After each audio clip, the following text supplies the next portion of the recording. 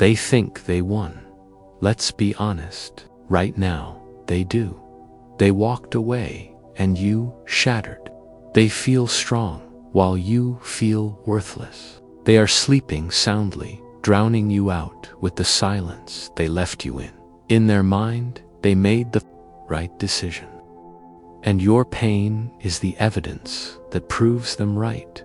But they made one critical mistake. They judged you on the person you were when they broke you, without ever imagining the person you would become because they broke you.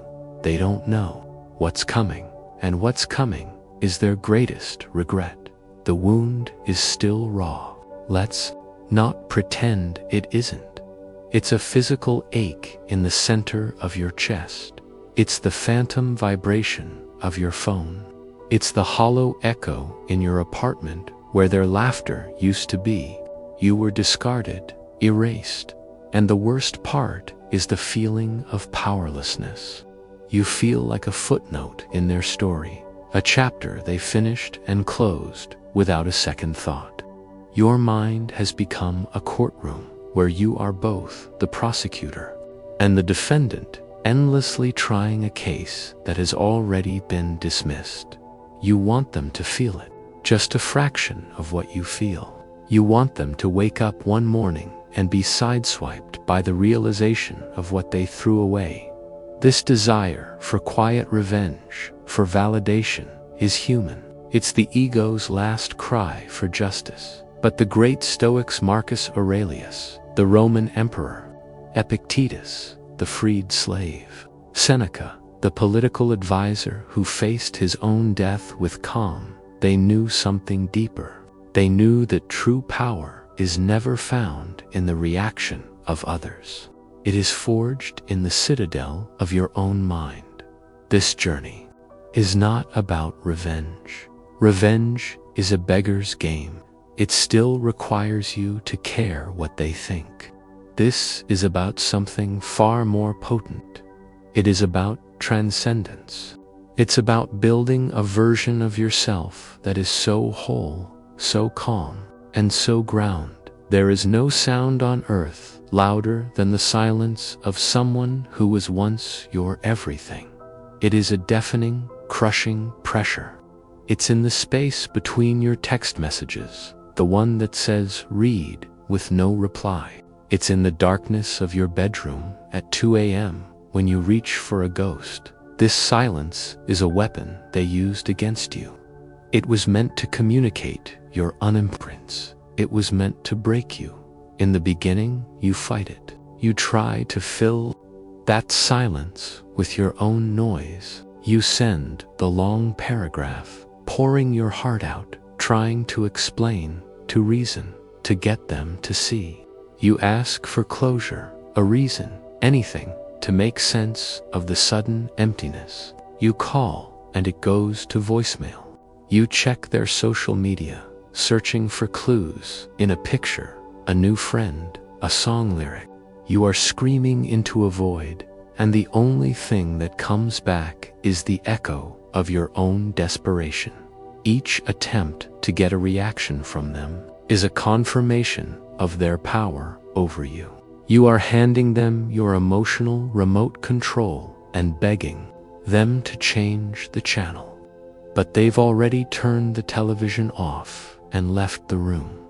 This is where the first, most difficult turn is made. This is where you meet the wisdom of the emperor, Marcus Aurelius, who wrote to himself in the cold mornings of a military campaign. You have power over your mind, not outside events. Realize this, and you will find strength. Your power is not in getting them to speak. It is in mastering your own silence. This isn't the petty, silent treatment. This is not a game of who can hold out longer. That is still a conversation, a battle of wills. No, this is a profound internal shift. This is the act of reclaiming your focus, your energy, your very life force. Imagine your attention is a powerful river. For months, or maybe years, that river has been flowing in one direction towards them. It watered their gardens, it filled their wells, it carved canyons in their landscape. Now that they are gone, the river still flows, crashing against the empty space they left behind, eroding your own shores, creating floods of anxiety and despair. The first move of a Stoic is not to try and divert the river to someone new. It is to build a dam. You stop the flow. You sit down in the terrifying silence, and you let it be. At first, it's unbearable. The water of your emotions, your anger, your sadness, your confusion has nowhere to go. It rises. It feels like you will drown in it. This is the moment most people break.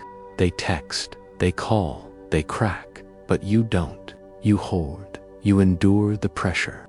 And slowly, something incredible begins to happen. The chaotic, rushing river begins to pool. It becomes a lake. The water, once turbulent, becomes still. It deepens. It clarifies. What was once a destructive force becomes a massive reservoir of potential energy. This is your power returning to you. Your silence is no longer an absence of words directed at them. It becomes the presence of your attention directed at yourself. It is not empty. It is full. It is filled with the books you start reading, the long walks you take without your phone, the gym sessions where you push past your limits, the new project you pour your focus into. You are no longer a victim of their silence. You have become the master of your own. And they feel this shift. People can sense when they've lost their energetic hold on you. They expected you to crumble. They expected you to keep chasing, to keep feeding their ego with your pain. When they get nothing but dignified silence, it creates a question in their mind. Why aren't they reacting?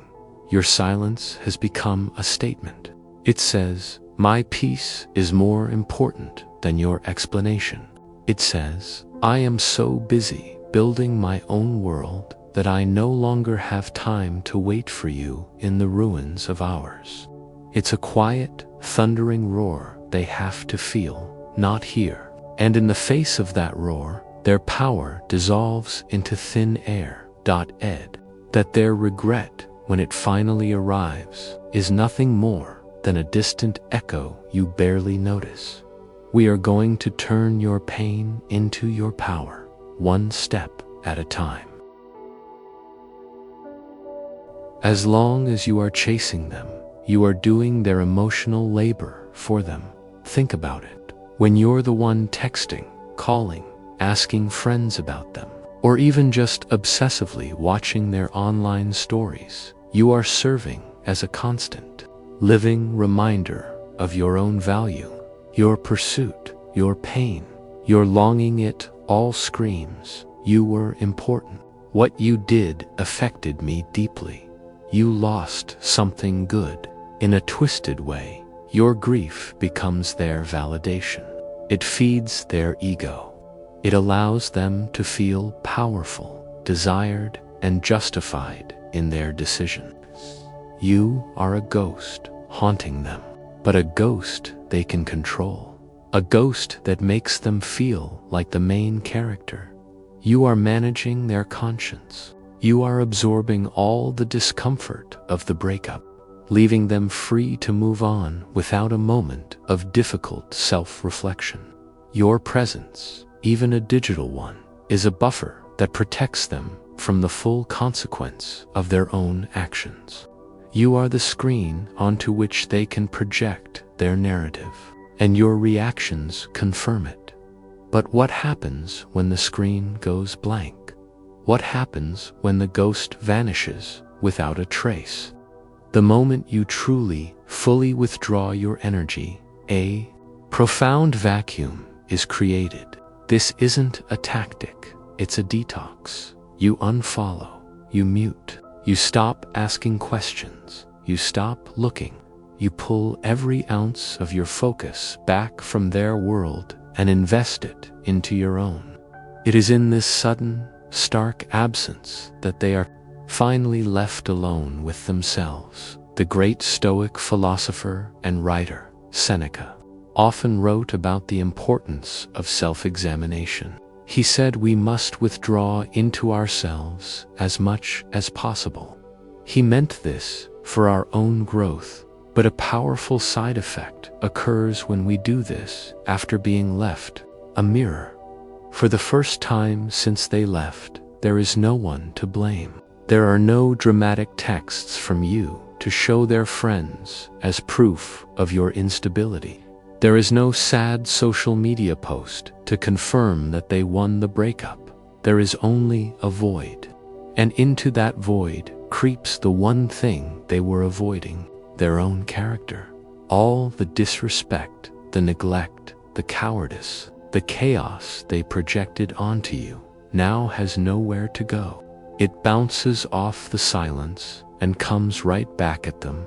They are left to sit with the decision they made in the quiet of their own life, without your pain as a distraction. They have to face the person they were in the final moments of your relationship.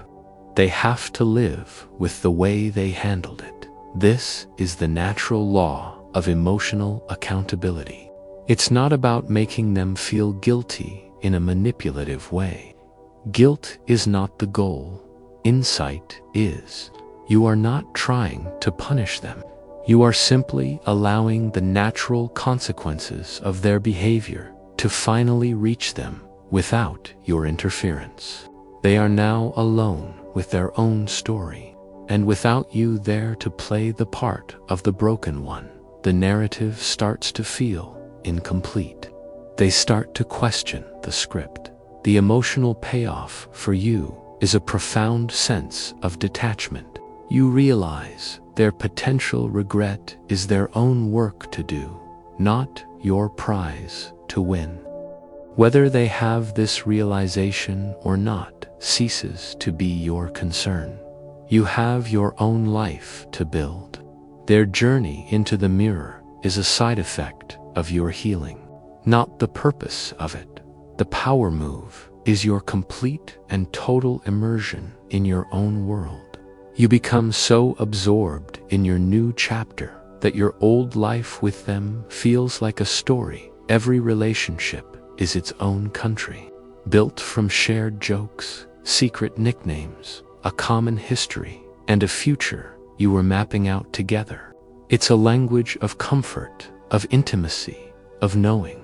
When they leave, especially when they betray you, it's not just a person you lose. It's the entire country of happiness is burned to the ground. In the aftermath, the temptation is to keep speaking this dead language. You bring up old memories, hoping to spark a flicker of recognition in their eyes. You use the old pet names, hoping to remind them of the intimacy you lost. They can just remember how to speak the language. They will come home. But you're speaking to a foreigner now, someone who has renounced their citizenship. Each attempt is a painful reminder that you are the only one left in a nation of one. True transformation, the kind that makes you untouchable, begins when you accept that the old country is gone, and you start the brave work of learning anew. Language that this isn't about learning French or Japanese. This is the language of radical self-reliance. It's the language of emotional sovereignty. It is the language of the Stoics. You start to learn the vocabulary of Marcus Aurelius, seeing obstacles not as barriers, but as the way forward. You practice the grammar of Epictetus, focusing only on what is within your control, your actions, your thoughts, your character. You learn the syntax of Seneca, finding wealth not in possessions, but in having few wants. This new language has different rules. In the old language, happiness was a duet. In this new language, it is a solo. In the old language, validation was external. In this new language, it is internal. Think of it like this. You and they were the lead actors in a play. When they walked off the stage, you stood there under the spotlight, reciting your old lines to an empty theater. It was a tragedy, but now you have made a choice. You have walked out of that theater. You have left the dusty sets and the forgotten script behind. You are now writing a completely new play. The themes are different. The themes are courage, resilience, wisdom, and tranquility. The plot is not about winning someone back. They'll peek into the theater of your new life, expecting to see you still on that old, dark stage, waiting. Instead, they see something baffling. They see you surrounded by new characters, deep friendships built on respect, not need. They see you performing acts of discipline and joy that have nothing to do with them.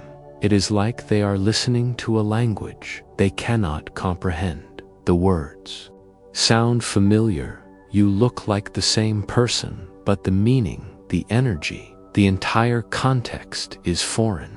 They knew the person who needed them.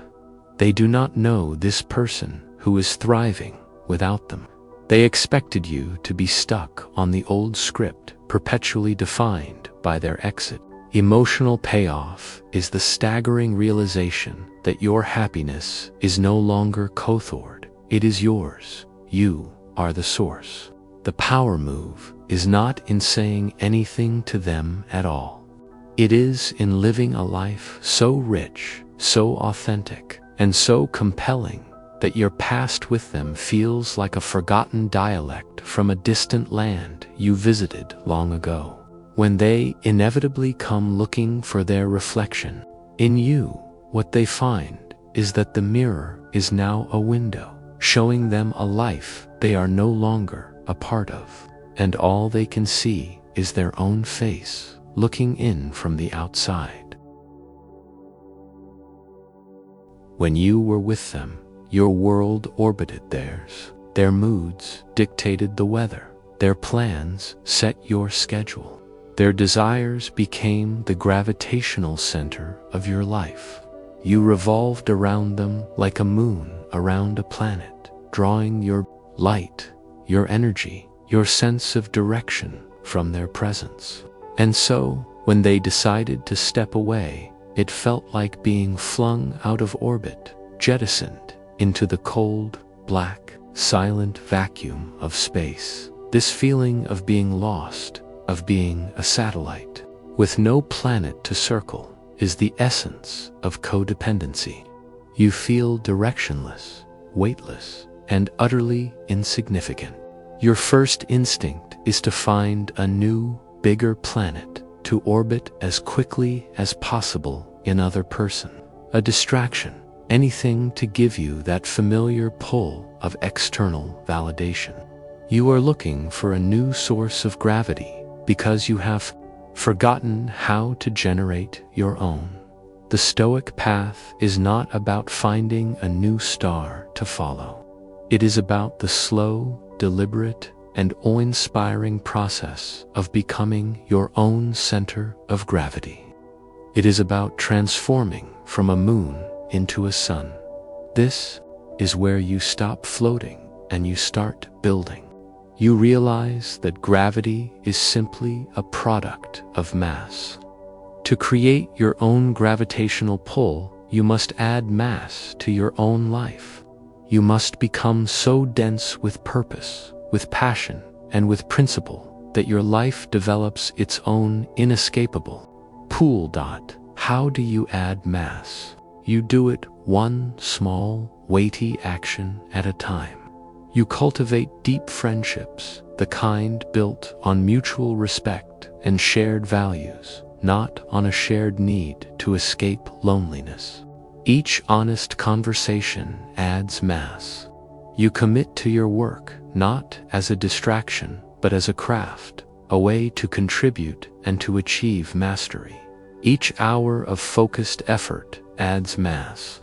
You find solace and strength in nature, walking in the woods or by the ocean, realizing you are part of something infinitely larger than your own heartbreak. Each moment of awe adds mass.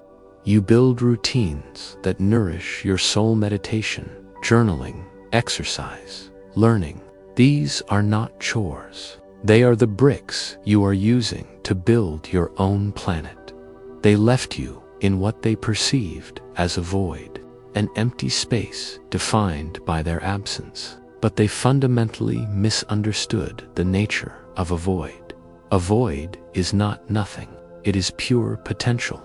And you have taken that potential and have begun a process of cosmic creation. You are building a world.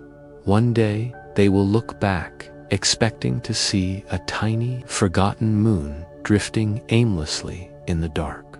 Instead, they will see a vibrant, glowing sun. They will see a new solar system with new planets, your friendships, your projects, your passions all orbiting you. They won't be able to comprehend it. They won't understand how you learned to generate your own light, your own heat, your own gravity. It will be a mystery to them, because people who need to pull others into their orbit cannot imagine a world where someone can create their own. The emotional payoff is a feeling of profound abundance. You are not lacking anything, because you have become the source. People and opportunities are now drawn to you. You are no longer chasing, you are attracting. The ultimate power move is not about chasing anyone ever again. It is about building a world so compelling, so meaningful. Who disrespect you, ghost you, or discard you casually often do so for one simple reason: they think they have you figured out. They have a mental blueprint of your emotional responses. They can predict you. They know that if they pull away, you will lean in. If they are cruel, you will be hurt. If they leave, you will break. They feel a sense of smug control because you are, in their eyes, emotionally predictable. They can push a button and know exactly what sound you will make. Your reactions, your tears, your anger, your pleading, these are all part of their script. They are baked into their decision. Your predictable pain actually makes it easier for them, because it confirms their power and their assessment of you as the emotional, unstable one. You are playing a role in their drama, and your predictability is your cage. The final, most profound transformation, the one that makes you completely and utterly freeze when you become emotionally unpredictable. Not through playing games, not through calculated manipulation, but through genuine, deep, stoic growth. You don't just change your reactions, you transcend them. This is the path to the Stoic ideal of apatheia. This word is often mistranslated as apathy, but it does not mean not caring. It means a state of serene equanimity. It means being free from the grip of disturbing, reactive passions. It is the mindset of a warrior who cannot be provoked, a sage who cannot be flustered. You stop being a collection of buttons they can push, because you have fundamentally rewired the entire control panel. When the wave of anger comes, you don't lash out. You observe it. You get curious about its source. You let it pass through you without acting on it. You use its energy to fuel a workout or a creative project. When the wave of sadness comes, you don't collapse into despair. You don't post sad quotes online. You sit with it. You honor it as a sign of the love you were capable of giving. You let it soften you, make you more compassionate, and then you let it go. When the impulse for revenge arises, the desire to see them hurt you, don't entertain it. You recognize it as the ego's poison. You choose wisdom instead. You choose your own peace. Think of yourself as the weather. They left you expecting a predictable forecast. Weeks of miserable rain, followed by angry thunderstorms, and then a long, gray depression. They knew your climate, but you have undergone a radical climate change. You have become the entire atmospheric system.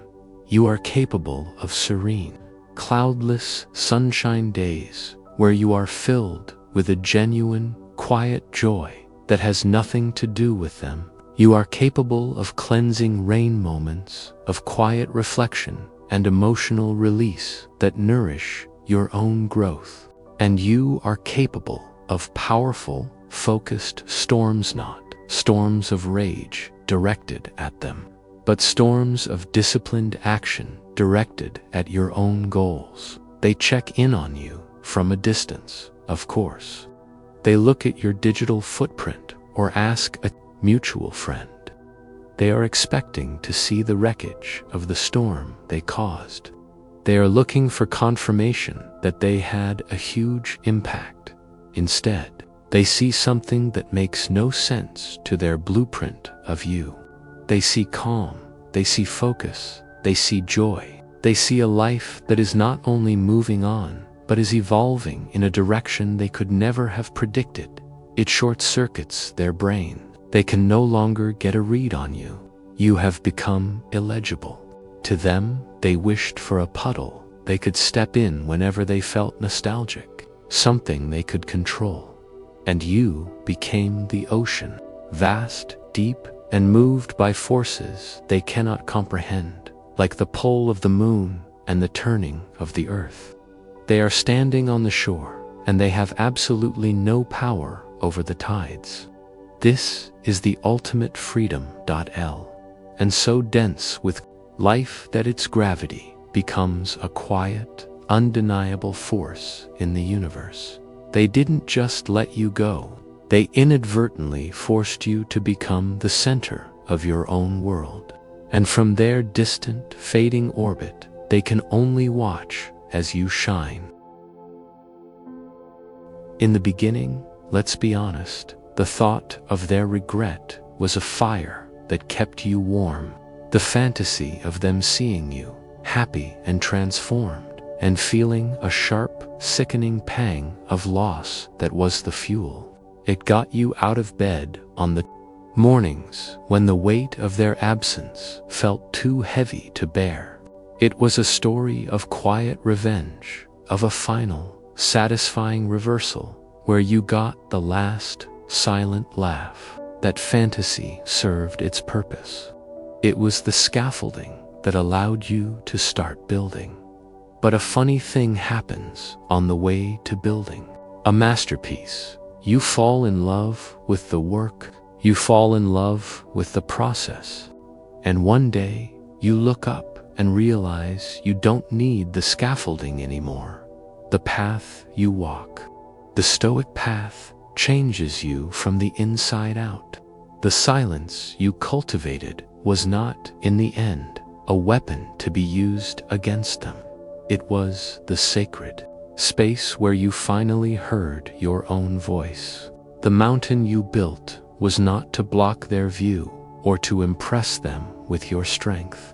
It was to give yourself a place to stand, grounded and unshakable in your own truth. The new language you learned was not to make them feel like an outsider. It was to finally speak the words of your own soul. The goal subtly shifts without you even noticing. It is no longer about them wishing they had you back.